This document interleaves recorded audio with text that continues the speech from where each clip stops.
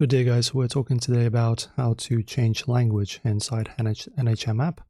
So unfortunately I wasn't able to find this setting. This app is a little bit crappy, to be honest. Even under the, your profile tab, there's nothing.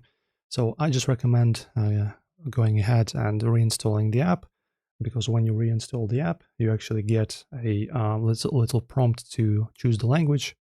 So for example, let us go and just delete the app like that and install it, and then go into the Play Store, search for H&M once again, HM, and let us just install it again. And I will show you that the language will be in the very beginning. So when you install it and open it up for the first time, you will have that prompt. So open it up, and now as you can see, we have the suggested area and also available regions. For example, in Europe, you can choose, as you can see, there's a bunch of languages that you can choose from. So say, for example, let's click on, say, Latvia, English. As you can see, we have Romanian, Russian, whatever. So just choose your country and your language will be set automatically in the app. And now, as you can see, everything is in English.